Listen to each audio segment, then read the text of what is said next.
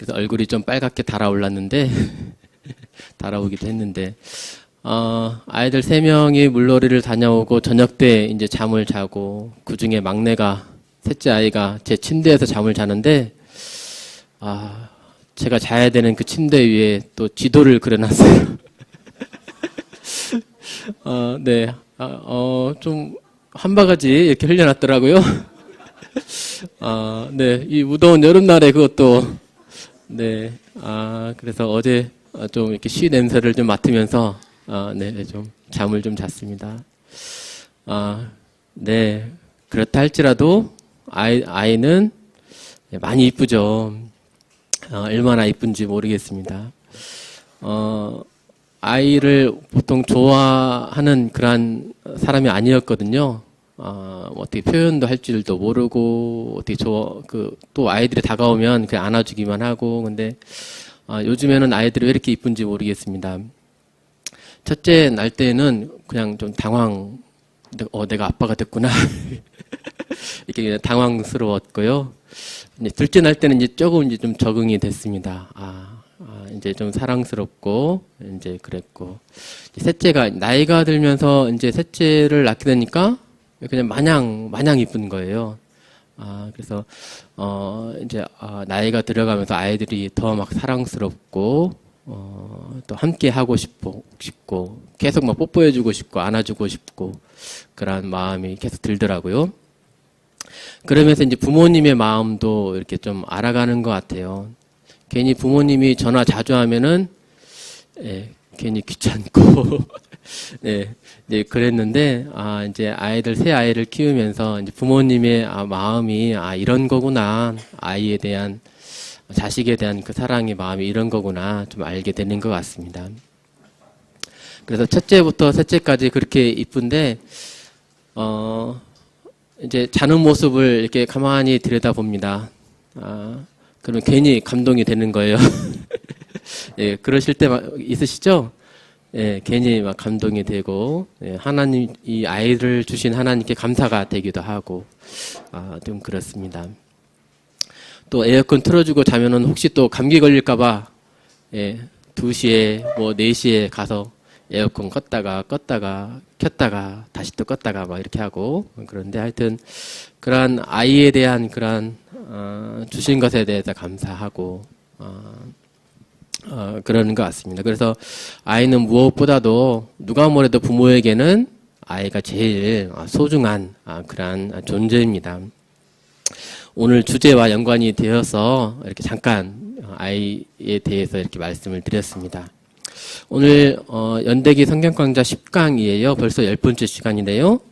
오늘은 아브라함이 믿음으로 자신의 하나밖에 없는 아들 이삭을 번제로 드린 내용에 대해서 말씀을 드리도록 하겠습니다.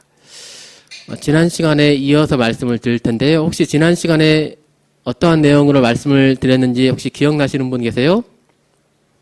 네, 우리 한이 어떠한 내용이 있었죠?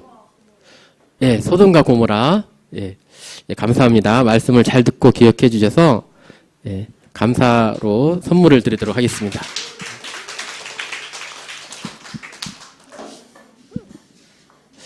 네, 맞습니다. 지난 시간에는 제가 이렇게 소돔과 고모라에 대한 이야기 들려드렸습니다. 이렇게 선물이 갑작스럽게 드릴 때가 있으니까요. 말씀을 경청해 주시면 감사하겠습니다. 롯에게 그 두 천사가 찾아왔죠. 하늘을 향해서 부르짖음이 너무 커가지고 두 천사가 정말 그러한가 보고 또 심판을 내리기 위해서 두 천사가 찾아왔습니다. 롯이 그 두 천사를 알아보고 집에서 이렇게 대접을 이렇게 하고 있었어요. 근데 롯의 집 바깥에서 갑자기 막 소동이 일어납니다. 큰 소리가 막 일어나는 거죠. 예. 소돔 백성들이 롯의 집을 막 이렇게 둘러싸가지고 뭐라고 그러냐면 롯 너희 집에 들어온 두 남자들을 이끌어내라. 우리가 그들을 상관하겠다. 우리가 그들을 성관계하겠다. 이렇게 말하는 것입니다. 원근에서 남자들이 다 모였거든요. 또 젊은 남자나 뭐 나이 든 사람이나 상관없이 소돔에 있는 모든 사람들이 모여서 지금 이렇게 집단으로 성관계를 하겠다. 또 남자끼리 성관계를 하겠다. 네. 이만큼 이 도시가 얼마나 더럽고 또 타락해져 있고 성윤리가 무너졌는지를 지금 보여주는 단편적인 그러한 상황이 되겠습니다. 하나님은 분명히 혼인을 귀히 여기고 침소를 더럽히지 말라. 예. 혼인관계 이외에 이렇게 성관계를 맺는 것은 다 죄악이잖아요. 근데 이 성사람들은 그것을 벗어나서 또 동성끼리 그것도 집단끼리 이렇게 하는 그런 죄악된 모습을 보여주고 있습니다. 두 천사가 이것을 보고 심판을 내리기로 결정을 하고 심판을 내리기 전에 롯과 그의 가족을 이렇게 이끌어냅니다. 롯이 지체하니까 롯과 그의 두 딸들을 손을 잡아서 인도해서 성 밖으로 이렇게 끄집어냅니다. 그 이후에 하늘에서 불과 유황이 비처럼 이렇게 떨어지면서 소돔과 고모라 이 성 주변을 완전히 뒤집어 엎어서 멸하셨습니다. 이 소돔과 고모라 성을 보면서 우리는 어떠한 교훈을 받아야 될까요? 이 사건이 있은 지 약 2000년 후에 이제 신약 성경에서 이 사건을 다시 한번 말씀을 해주고 있는데요. 제가 읽어드리겠습니다. 노아의 때에 된 것과 같이 인자의 때에도 그러하리라. 노아가 방주에 들어가던 날까지 사람들이 먹고 마시고 장가들고 시집가더니 홍수가 나서 그들을 다 멸망시켰으며 또 이어서요. 또 롯의 때와 같으리니 사람들이 먹고 마시고 사고 팔고 심고 집을 짓더니 롯이 소돔에서 나가던 날에 하늘로부터 불과 유황이 비오듯 하여 그들을 멸망시켰느니라 라고 예수님께서 이렇게 말씀하셨습니다. 노아의 때에 심판이 이르기 전에 사람들이 뭐였냐면요. 먹고 마시고 장가들고 시집갔습니다. 어떤 죄악의 모습을 볼 수 있을까요? 뭐가 잘못되었죠? 또 롯의 때에도 사람들이 뭐 했냐면요. 먹고 마시고 사고 팔고 심고 집을 지었습니다. 그런데 이들에게 심판이 임한 것이었습니다. 노아의 때의 사람들, 롯의 때의 사람들이 이 말씀 속에서 무엇이 잘못한 거죠? 잘못한 것이 있었나요? 먹고 마시는 것 잘못한 일인가요? 아니에요. 죄가 아닙니다. 시집가고 장가가는 건요. 결혼하면 안 되는 건가요? 네, 아닙니다. 근데 왜 주님께서 예수님께서 이것에 대해서 이렇게 말씀을 하셨을까요? 이들이 정말 진정 잘못한 것은 무엇이었을까요? 그들이 잘못한 것은 자기들 앞에 되어질 그러한 일들을 알지 못한 것. 하나님께서는 분명히 심판을 말씀하셨는데요. 그 심판에 대한 경고의 말씀을 듣고도 아무런 반응이 없었던 것, 농담으로 여겼던 것이었습니다. 앞으로 되어질 일들에 대해 상관없이 그냥 무작정 열심히 사는 거예요. 그렇게 살면 되지, 열심히 돈만 벌면 되지 하면서 자기의 앞길을 최선을 다해서 달려온 것입니다. 그런데 그 나중에 결과는 무엇이었습니까? 홍수 심판이었고 또 하늘에서 불과 유황 심판이었습니다. 중요한 것은 앞으로 닥칠 그 상황을 알고 대비하는 것이 중요한 일이었습니다. 근데 그 사람들은 거기에 대해서 아무런 관심도 시간에 대한 투자도 이렇게 하지 않은 것이었습니다. 특별히 노아의 때에는 120년이 지나면 홍수 심판을 내리겠다 이렇게 하나님께서 말씀하시면서 120년 동안이나 회개할 수 있는 삶을 돌이킬 수 있는 그 기회를 주셨지만 아무도 하나님 앞에 회개하지 않고 자기의 길을 가기에 삶을 살아가기에 바쁜 그런 사람들이었습니다. 우리에게도 또 똑같이 여기에서 교훈을 받아야 되거든요.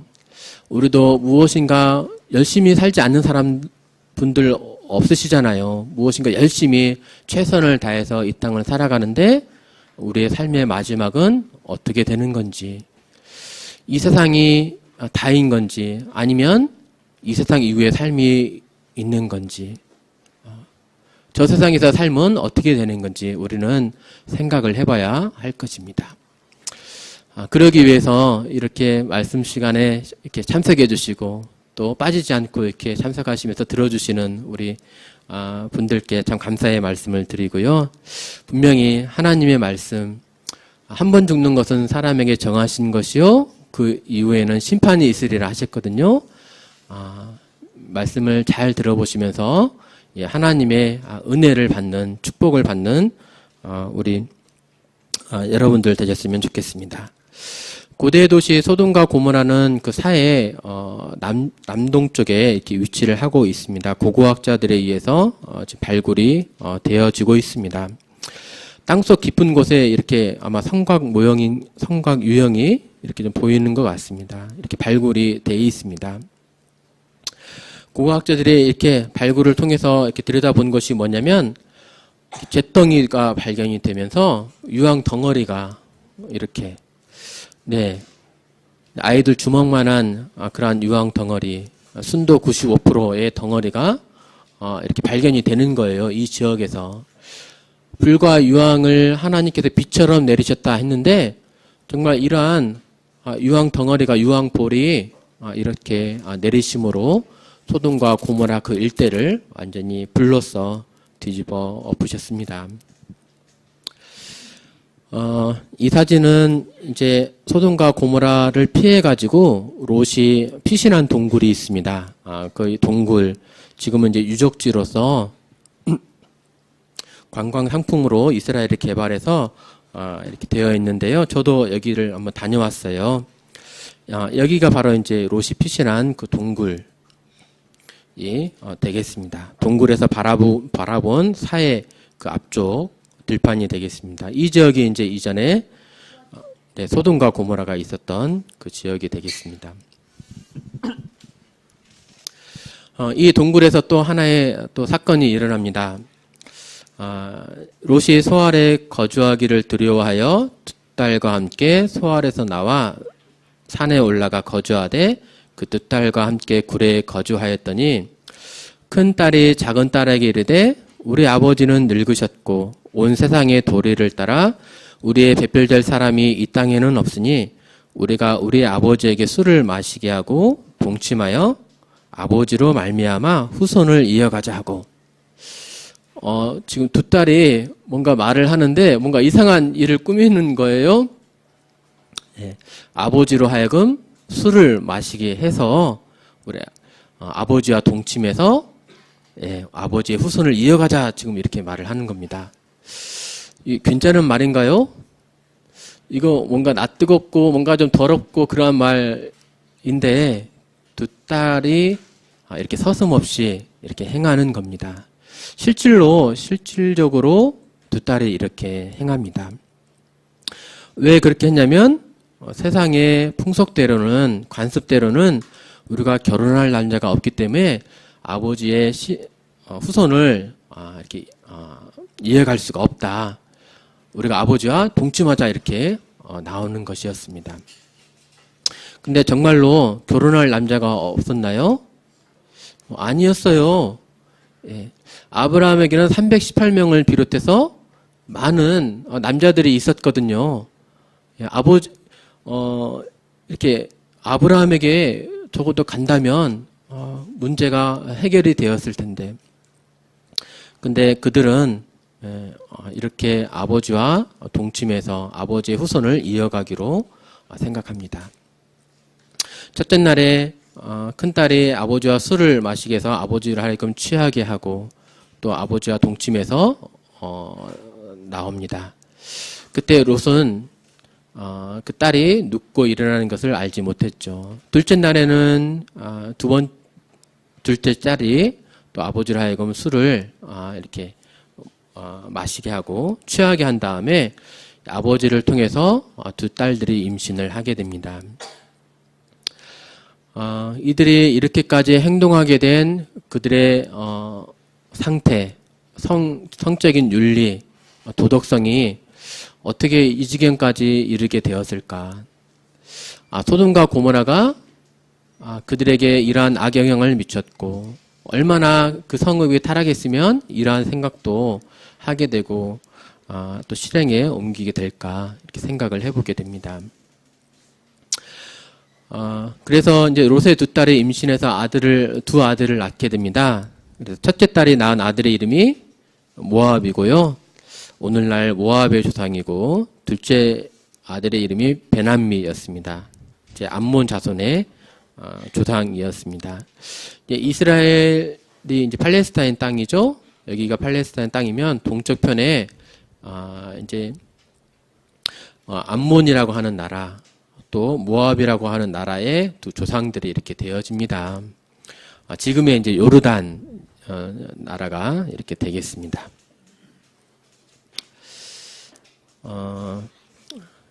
이 일 후에 이제 하나님께서 다시금 아브라함에게 나타나셔서요, 이제 아브라함에게 이렇게 말씀하십니다. 뭐라고 말씀하셨는지 읽어드리겠습니다. 여호와께서 말씀하신 대로 사라를 돌보셨고 여호와께서 말씀하신 대로 사라에게 행하셨으므로 사라가 임신하고 하나님이 말씀하신 시기가 되어 노년의 아브라함에게 아들을 낳으니. 네, 이 두 구절 속에 제일 많이 나오는 단어가 있습니다. 무슨 말일까요? 네, 혹시 손 들고 말씀해 주세요. 네, 유찬이. 네. 네, 지원이. 네, 말씀하신 대로. 네, 몇 번 나오죠? 예, 네, 맞습니다. 감사합니다. 네, 네, 박수 쳐주세요. 네. 네. 여호와께서 말씀하신 대로 사라를 돌보셨습니다. 여호와께서 말씀하신 대로 사라에게 행하셨습니다. 네, 하나님이 말씀하신 시기가 되니까 사라가 임신해서 아브라함에게 아들을 낳아줍니다. 아브라함에게 나타나셔서 하나님께서 너에게 큰 민족을 이루게 하리라, 너에게 자손이 있으리라 이렇게 말씀을 하셨죠. 창세기 12장에서부터 내가 너로 큰 민족을 이루게 하리라, 또 내가 네 자손을 땅의 티끌같이 많게 하리라, 내 몸에서 날 자가 네 상속자가 되리라, 내 아내 사라가 내게 아들을 낳아줄 것이라. 여러 해 동안에 24년간에 걸쳐서 아들을 낳아줄 것에 대해서 이렇게 말씀을 계속 지속적으로 하셨어요. 근데 아브라함은요, 네, 끝까지 온전히 인내하지 못하죠. 때로는 애굽에 내려가서 아내를 자기 목숨을 살리기 위해서 아내를 누이라 이렇게 하기도 하고, 또 하나님 앞에 아들이 기다려도 나오지 않으니까 나의 상속자는 이 다메섹 사람 종으로 일하는 엘리에셀입니다. 내가 이 종을 자녀를 삼을 것입니다. 내 후사로 삼을 것입니다. 이렇게 말하기도 하고, 그 다음에 가나안 땅에 들어간 지 10년이 지났을 때 이제 하갈을 통해서 이스마엘을 낳기도 하고 그랬습니다. 비록 아브라함은 이 말을 끝까지 온전히 믿고 지키지 못했다 할지라도 하나님은 하나님께서 정하신 그 시기가 되자, 그 때가 되자 말씀하신 대로, 말씀하신 그대로 이루신 모습을 보게 됩니다. 그래서 아브라함이 이렇게 아들을 이렇게 안고 있네요. 아브라함이 이때 100세 때에 아들을 낳게 됩니다. 100세 때에 낳은 아들 얼마나 이뻐하실까요? 네, 저는 아들을 처음에 딱 낳는데 좀 당황되고 그랬거든요. 근데 제일 좋아하신 분이 계시더라고요. 누가 좋아하셨을까요? 네, 할머니, 할아버지. 네, 할아버지 할머니들은 정말 쉽게 말하면 좋아 죽으시더라고요. 예, 너무나 막 이렇게 이뻐하시고 저에게는 선물도 제가 어렸을 때는 기억나는 게 로봇 선물을 하나 받았는데 5천 원짜리 선물을 받았는데 그게 다였어요. 근데 아들에게는 그냥 뭐 웬만한 갈 때마다 그냥 이렇게 뭐 수만 원짜리 막 이렇게 선물을 막 이렇게 사다 주시고 너무나 막 이렇게 막 이뻐하시더라고요. 네, 그렇게 나이가 들면서 아이가 이렇게 이쁜 것 같습니다. 근데 100세 때 얻은 아들 정말 얼마나 기뻤을까요? 이름도 뭐라고 했냐면 이삭이라고 지었습니다. 이삭이라는 이름의 뜻은 웃음입니다. 웃음. 얼마나 기뻤으면 네가 나를 웃게 하는구나 하면서 이삭이라고 또 지었을까요? 볼 때마다 웃음이 지어지니까 이삭이라 지었겠죠. 물론 하나님이 이삭이라 하라 해가지고 순종하면서 지은 이름이지만 이삭답게 볼 때마다 아브라함이 웃음을 지었을 그 사랑스러운 아들이었을 것입니다. 그 다음에 또 이삭이 이제 건강하게 잘 자라가면서 드디어 내 사랑하는 아들이 젖을 뗐어요. 젖을 떼면서 이제 밥을 먹기 시작했어요. 그러니까 이 아버지가 너무나 기쁜 나머지 온 동네 사람을 불러가지고 큰 잔치를 이렇게 베풉니다. 이 아들에게 아브라함에게 있어서 이 아들은 사실 전부였죠.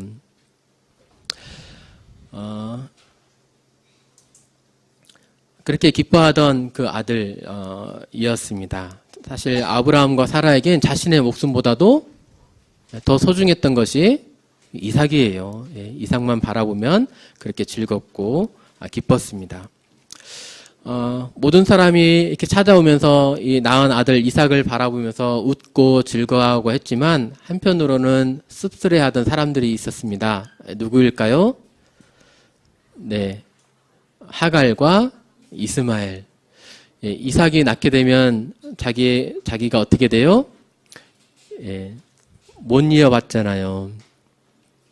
후사에서 이제 멀어지게 되잖아요.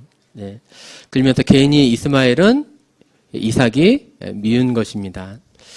나이 차이가 아브라함이 100세 때 이 이삭을 낳았고요. 이스마엘은 86세 때 낳았습니다. 그러면 나이 차이가 한 14살 정도 되는 거예요.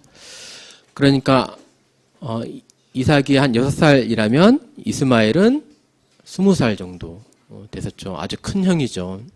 근데 이스마엘이 이삭을 시기하고 질투하는 거예요. 보니까 첫째가 부모님 안 볼 때 둘째, 셋째를 그렇죠.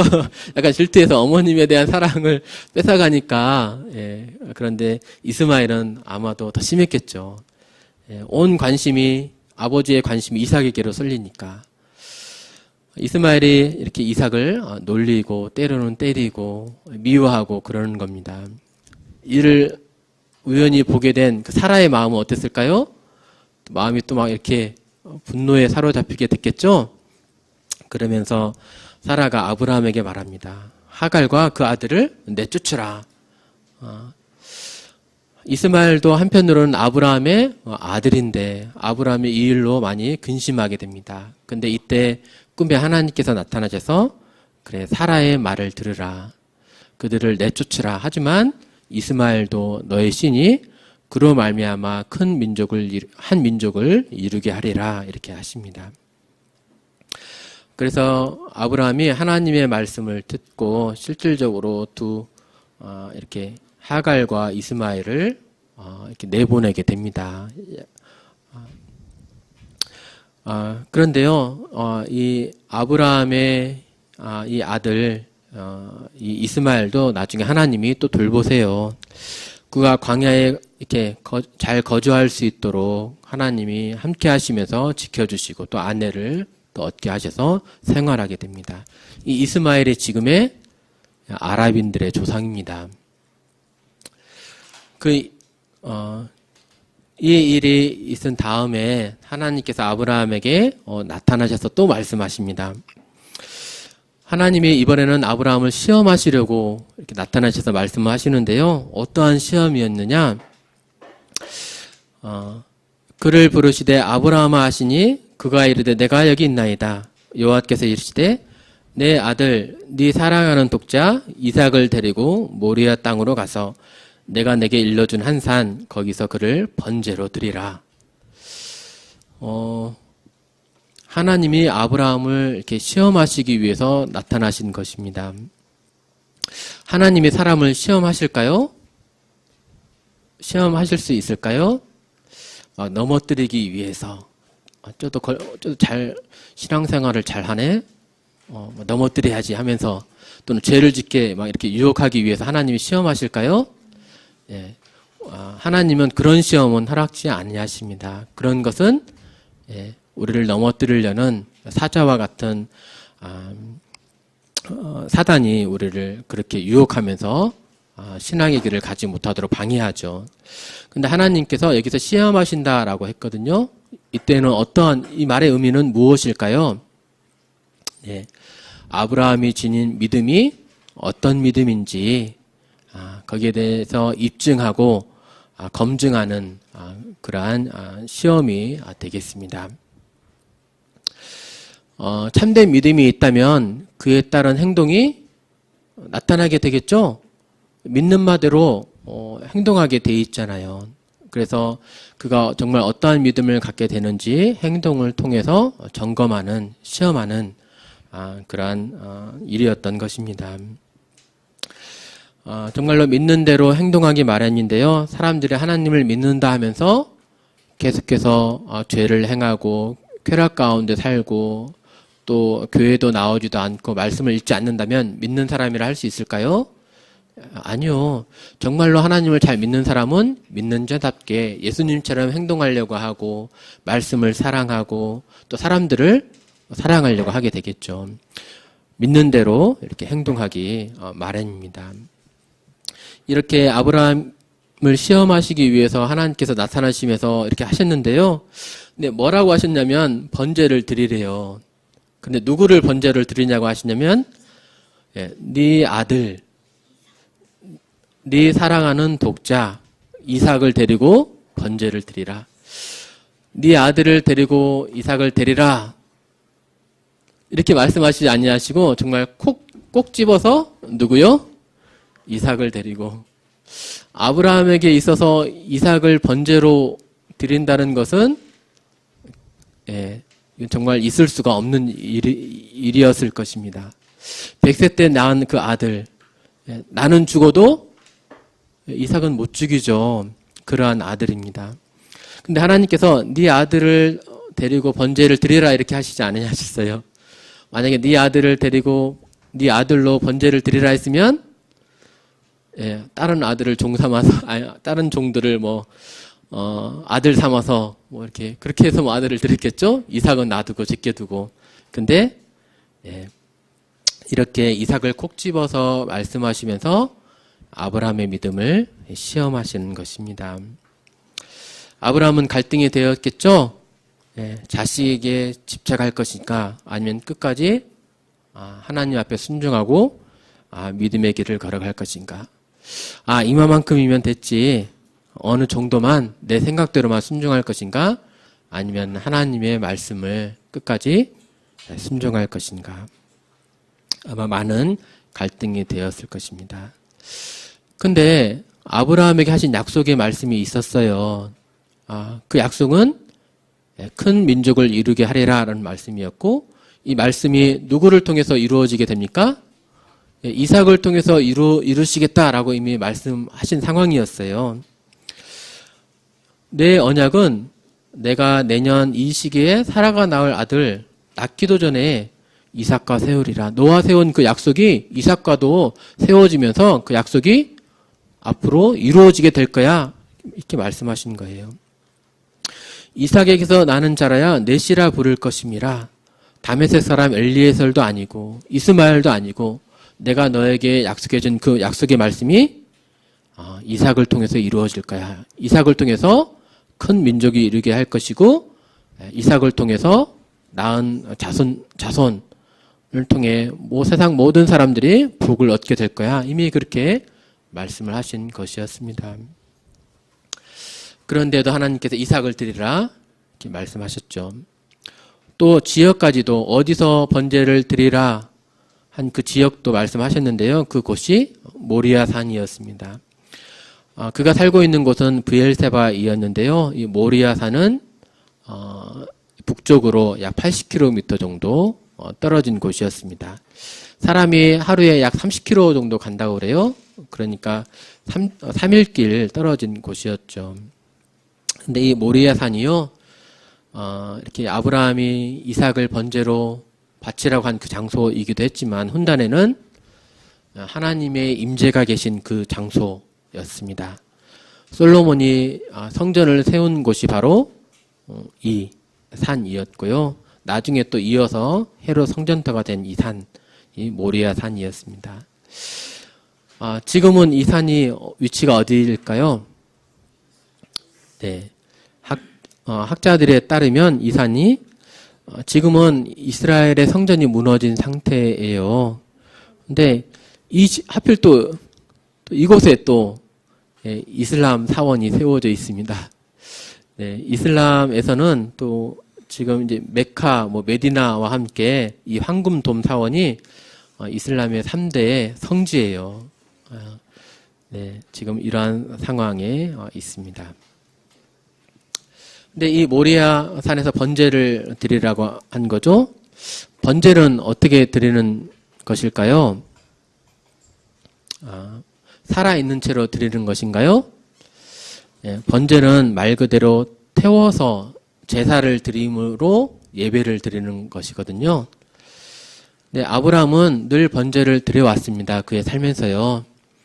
처음에 베델과 아이 사이에서 제단을 쌓고 하나님께 번제를 드리면서 예배했고, 또 장소를 옮겨서 헤브론에서도 그랬고, 또 옮겨서도 제단을 쌓으면서 번제를 드려왔습니다. 번제는 어떻게 드렸냐면요. 일단은 양을 드린다면 양의 목을 칼로 이렇게 찔러서 경동맥, 경정맥, 아주 큰 혈관들이죠. 이쪽을 이제 째서 피를 이제 내게 해서 피를 받고, 이제 양이 죽으면 각을 이제 뜹니다. 각을 뜬다는 말은 사지를 분리하고 몸통에 있는 내장을 꺼낸다는 말이죠. 그렇게 해서 이제 태워서 드리는 것이 번제인 것입니다. 아브라함이 이 말을 받고 어떻게 했을까요? 성경에 이렇게 기록이 되어 있습니다. 아브라함이 아침에 일찍이 일어나 나귀의 안장을 지우고 두 종과 그의 아들 이삭을 데리고 번제에 쓸 나무를 쪼개 가지고 떠나 하나님이 자기에게 일러주신 곳으로 가더니 아침에 일찍이 일어났습니다. 잠을 잤을까요? 예, 잠을 제대로 못 이뤘겠죠. 아마 이삭을 바라보느라고 잠을 못 이뤘을 것입니다. 하지만 그는 하나님 앞에 순종하기로 결단을 내립니다. 그리고 번제에 쓸 나무를 쪼개가지고 두 종과 함께 출발합니다. 그러면서 아브라함이 3일 길을 이렇게 걸어가요. 이제 도착지가 보이니까 아브라함이 종들에게 이렇게 말합니다. 너희는 나귀와 함께 여기서 기다리라. 내가 아이와 함께 저기 가서 예배하고 우리가 너희에게로 돌아오리라. 이렇게 말씀을 합니다.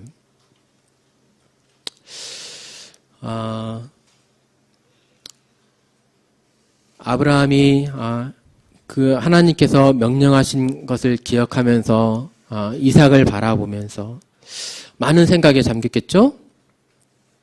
이삭을 통해서 분명히 큰 민족이 되게 하실 것이고 또 이삭을 통해서 낳을 그 자손을 통해서 온 세상이 복을 얻게 분명히 이렇게 말씀을 하셨는데 이 약속은 어떻게 되는 것이지? 왜 이 약속의 말씀을 하셨으면서도 왜 이삭을 하나님이 번제로 드리라고 하셨을까? 많은 고민과 생각을 했을 것입니다. 근데 일단은 하나님께 대한 믿음으로 그가 번제를 드리게 되는데요. 그의 마음속에 있던 그 생각, 이 히브리서에 기록이 되어 있습니다. 히브리서에 뭐라고 아브라함의 생각을 기록을 했냐면요. 아브라함이 하나님이 능히 이삭을 죽은 자 가운데서 다시 살리실 줄로 생각한지라. 예, 아브라함의 생각이 어땠는지 아시겠습니까? 네. 번제를 드리라 이렇게 명하신 그 하나님. 하지만 이삭을 통해서 분명히 약속의 말씀을 이루실 하나님. 내가 번제를 이렇게 드린다 할지라도, 비록 이삭이 번제로 제가 되었다 할지라도, 하나님은, 전능하신 하나님은 이삭을 다시 살리실 거야. 그래서 그 말씀하신 그 바를, 그 전능하신 그분께서, 창조주 되신 그분께서 다 이루어 가실 거야.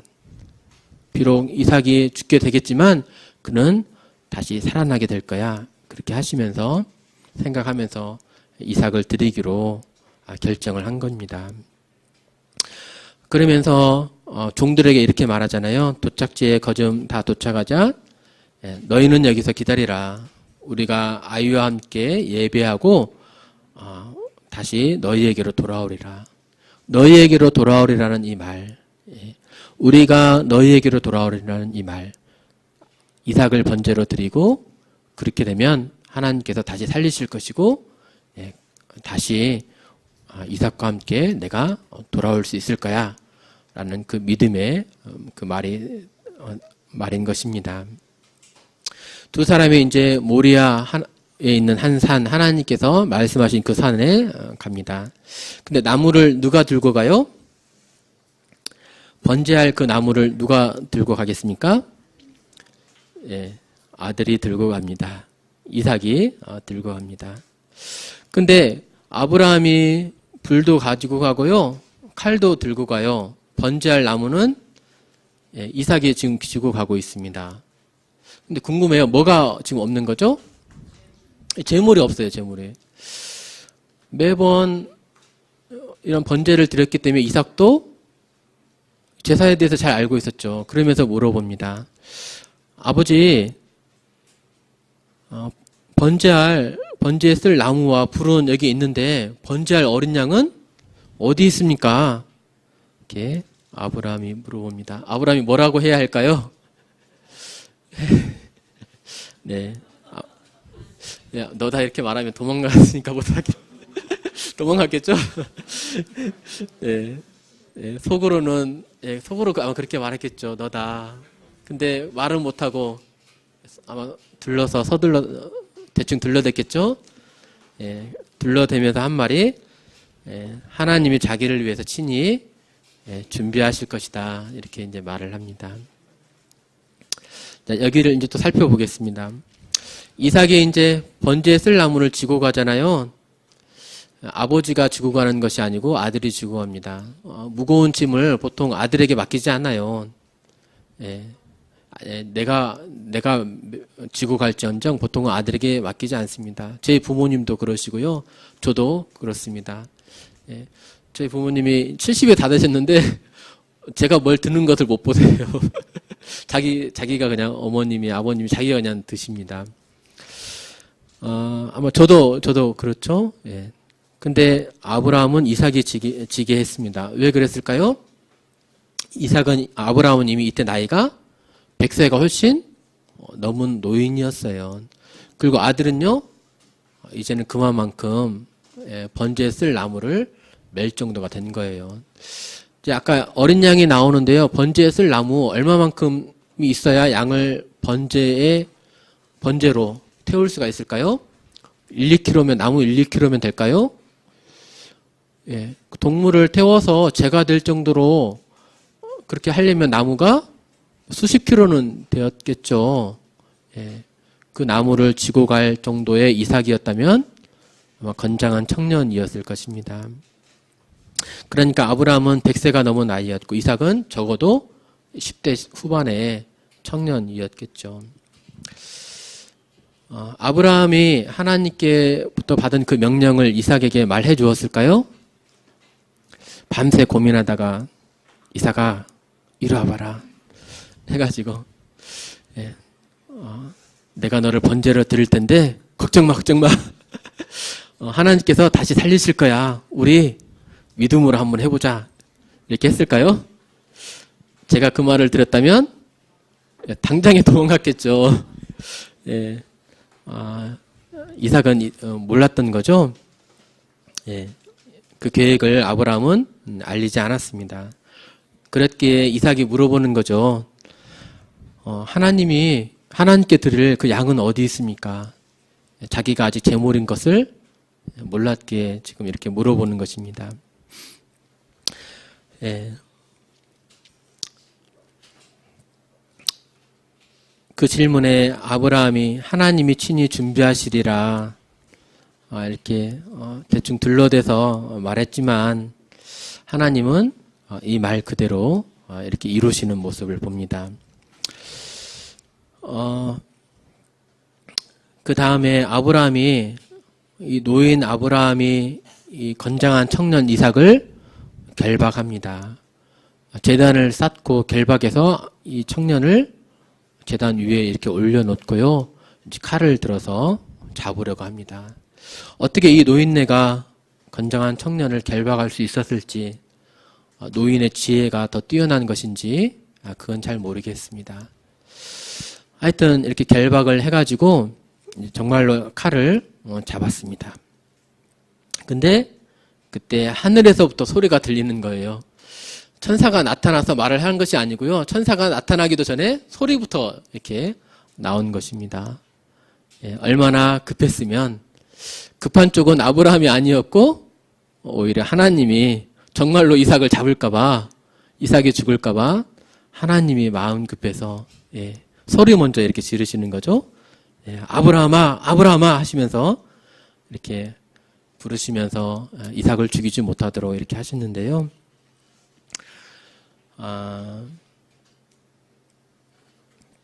이삭은 정말 아브라함은 이삭을 정말로 죽이려고 했을까요? 예. 하나님이 멈추게 하지 않았다면 그의 생각을 보니까 죽은 사람을 다시 살리실 줄로 생각했다는 그 말씀을 보니까 정말로 죽이려고 했던 것 같아요. 정말 결박하고 정말로 칼을 들어서 하나님이 말씀하시지 않았다면 그 이삭을 정말로 죽이려고 했을 것입니다. 근데 급하게 하나님께서 부르신 거죠. 하늘에서부터 소리가 이렇게 난 거죠. 천사가 도착하기도 전에 먼저 소리부터 질러서 그 일을 이렇게 멈추신 것입니다. 즉, 이 사건은 결론은 무엇이냐면 하나님께서 인신제사를 받으시기 위해서 행하신 것이 아니었다는 말입니다. 하나님께서 얼마나 아브라함이 하나님께 대한 믿음이 얼마나 큰지, 얼마나 순종하는지 알아보기 위한 시험이었던 것입니다. 인신제사, 사실은 하나님께서 가증히 여기시는 거예요. 정말로 싫어하시는 것이 인신제사예요. 근데 많은 민족들이 곳곳에서 인신제사가 있어 왔습니다. 왜 인신제사가 드렸을까요? 풍요의 신, 다산의 신들이 있습니다.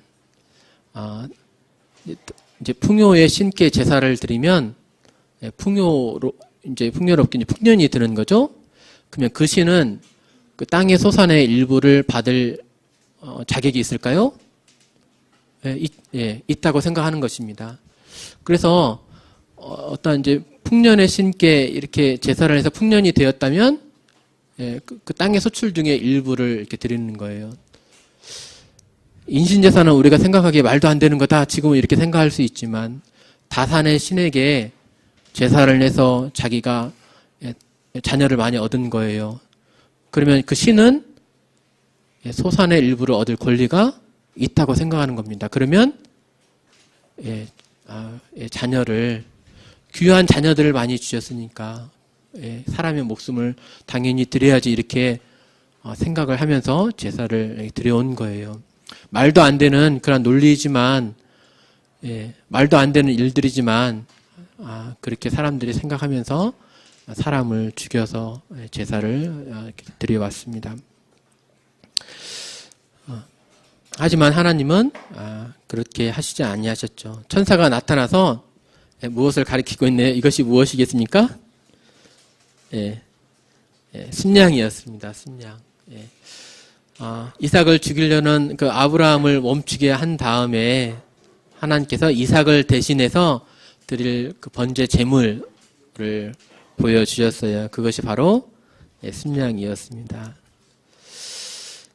사자가 이르되 이 아이에게 네 손을 대지 말라. 그에게 아무 일도 하지 말라. 네가 네 아들 네 독자까지도 내게 아끼지 아니하였으니 내가 이제야 네가 하나님을 경외하는 줄을 아노라. 이렇게 하시면서 수풀에 뿔이 걸려있는 이 순양을 하나님께서 보여주십니다. 네, 이렇게 아브라함은 아들을 드림으로 하나님 앞에 자신의 믿음이 어떠함을 이렇게 증명을 했습니다. 정말로 하나님을 경외하는 자라는 말을 듣기에 또 믿음의 조상이라는 말을 듣기에 합당한 아브라함이었죠. 아들의 그 물음에 아브라함은 하나님이 친히 준비해 주실 거야. 아브라함은 이렇게 되어질 줄 몰랐어요. 실질적으로 아들을 죽이려고 했어요. 근데요, 하나님이 친히 준비해 주시리라. 그 말을 대충 서둘러 둘러댄 그 말을 하나님은 말씀 그대로 이루어 주셨습니다.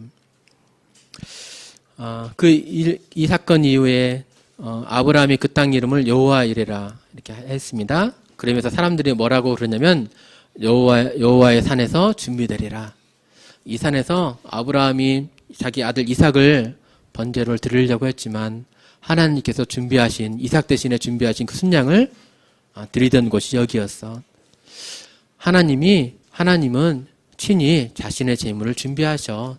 하나님이 산에서 준비될 거야. 이렇게 사람들이 이렇게 말을 하곤 했습니다. 여호와의 산에서 준비될 거야. 뭔가 준비하실 하나님을 바라보면서 이스라엘 사람들이 여호와의 산에서 준비될 거야. 이렇게 말을 했다고 합니다. 근데요, 여호와의 산에서 준비될 거야. 이것이 무슨 의미일까요? 사람들이 여호와의 산에서 준비하실 거야. 이렇게 말을 이렇게 해 왔었는데 하나님은 또 이 말도 또 계획하시고 또 말 그대로 또 이루십니다. 이 여호와의 산에서 하나님은 무엇을 준비하셨을까요? 어떠한 계획을 준비하시고 어떠한 일을 시행하셨을까요? 아까 이제 이삭을 대신해서 번제로 드린 그 양이 있었죠. 양을 번제로 드리는 이 사건, 성경에 계속해서 기록이 되어 있습니다. 처음에 아담과 하와가 부끄러웠을 때, 벗은 줄 알고 부끄러워했을 때 가죽옷을 지어 입혔거든요. 하나님께서 이삭의 그 아담과 하와의 부끄러움을 가리기 위해서 어떠한 동물이 죽임을 당했었죠. 그 다음에 아벨의 제사의 때는요, 어린 양 그 새끼 한 마리가 죽음으로 하나님께 제사가 또 연락되어진 그 사건을 보았잖아요. 또 여기서 이삭의 죽음 대신에 지금 순양 한 마리가 죽는 그 사건을 보게 됩니다. 하나님께서 계속 어떠한 그 사건을 염두를 해주면서 성경에서 이 일을 계속 보여주시는, 암시적으로 보여주시는 것입니다. 네, 하나님의 산, 이곳은 바로 우리 한국도 아니고 미국도 아니고 바로 이스라엘의 예루살렘 이 도시입니다. 이곳에서 하나님께서 계획하신 하나님께서 준비하신 그 바가 앞으로 계속해서 암묵적으로 또 계속 그림자로 이렇게 미리 나타내 보여주시면서요, 나중에 지금으로부터 2000년 전에 그 사건을 또 이루어 가십니다.